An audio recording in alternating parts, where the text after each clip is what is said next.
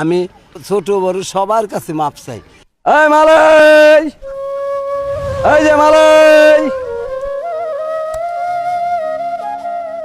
অর্ধ শতাব্দীরও বেশি সময় ধরে একই পথে একই পেশায় ৪২ বছরের পুরনো জারটাই তার সঙ্গী। রোদ, বৃষ্টি, ক্লান্তি কিছুই থামাতে পারেনি তাকে। যেরকম দেখেছে তখন এখনো ঠিক তেমনই আছেন তিনি, নির্লোভ, সরল আর পরিশ্রমী। এই কাজ তার জীবিকা, কিন্তু তাতে লুকোনো আছে আত্মমর্যাদা। কাকার চোখে নেই কোনো অভিযোগ, নেই কোনো আশা। তবু প্রতিদিন হাঁটেন তিনি শুধু বেঁচে থাকার তাগিদে। এ শহরে এমন কিছু মুখ আছে যারা গল্প হয়ে যায়। সামাদ কাকা তেমনই একজন, নীরব কিন্তু গভীর। অর্ধ শতাব্দীরও বেশি সময় ধরে ঘুরে ঘুরে মালাই বরফ বিক্রি করছেন সামাদ কাকা। ৪২ বছরেরও বেশি পুরনো জার নিয়ে চলছেন জীবনের পথে। চলুন শুনে আসা যাক সেই চেনা শহরের চেনা মুখের গল্প। কাকা কেমন আছেন? আলহামদুলিল্লাহ, আল্লাহ পাক খুব ভালো আছে। আপনার বয়স কত? কত বছর ধরে এই মালাই বরফ বিক্রি করছেন? আমি ৫৩ বছর হলে মালাই বিক্রি করি। আমার জানপুর দিয়া, তারপরে ঘোষপাড়া দিয়া, ব্যাংকপাড়া দিয়া, মনে করেন পিটিভি স্কুল দিয়া, এই সব জায়গা দিয়ে আমি বিক্রি করি। আপনার হাতে যে মালাই বরফ বিক্রির জারটা, এই জারটার বয়স কত? এটার বয়স হলে ৪২ বছর। আগে দিচ্ছি আমি কাছের তা দিয়া, কাছের জিনিস দিয়া, ২ বিশার থেকে, বুঝলেন? ২ বিশার থেকে ধীরে ধীরে বাড়ছে ৫ পাই, ১০ পাই, তারপরে ৪ আনা, ৮ আনা, ১ টাকা, ২ টাকা। এখন বর্তমানে বিক্রি হইতেছে ১০ টাকা আর ৫ টাকা। এই তো এই সম্ভব। প্রতিদিন কোথা থেকে বের হন আর কোথায় কোথায় ঘুরে বেড়ান? আমি মনে করেন যে বাজার থেকে বাড়াই, বড়বাজার দিয়া, মনে করেন যে ঘোষপাড়া দিয়া, ব্যাংকপাড়া দিয়া, দানপুর দিয়া, ভাঙ্গাবাড়ি দিয়া, এই জায়গায় দিয়া বিক্রি করি। কোন কোন স্কুলে মালাই বরফ বিক্রি করেছেন? আমি ভিক্টোরিয়া স্কুলে আর পিটিভি স্কুলে। তখনকার সময়ের যে শিক্ষার্থীরা, এখন তো তারা অনেক বড় বড় প্রতিষ্ঠানে বড় বড় পর্যায়ে আছে, তাদের সাথে দেখা হইলে কথা হয় না?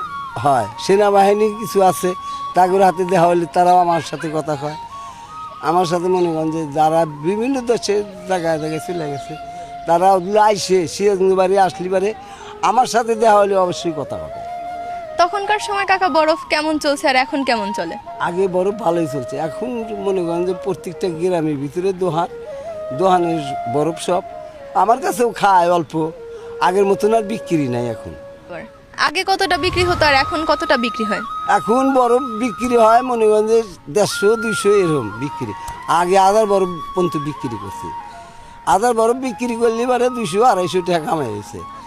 আর এখন মনে করেন যে ২০০ বরফ বেচলে পারে ১০০-৮০ টাকা কামাই হয়, খরচ বাদ দেয়া।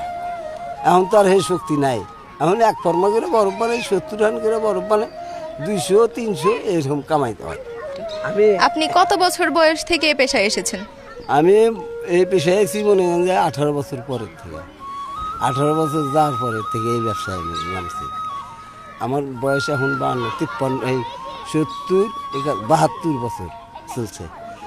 আপনি কষ্ট হয় না কাকা এই বয়সে এই মালাই বরফের জার নিয়ে ঘুরতে?